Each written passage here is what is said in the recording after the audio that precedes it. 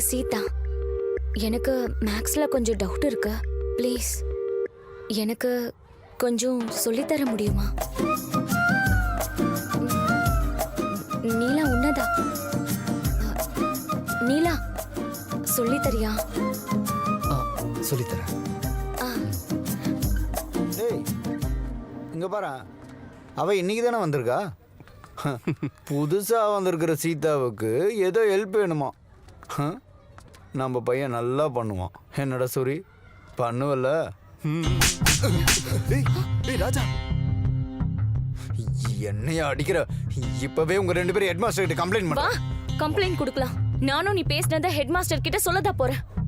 டேய் வேணாண்டா, போயிடலாம். பிரின்சிபல் கிட்ட போனா நம்மள தான் திட்டு வரேன். டேய் ராஜா, இந்த விஷயத்தை பிறகு பார்த்துக்கலாம் வா.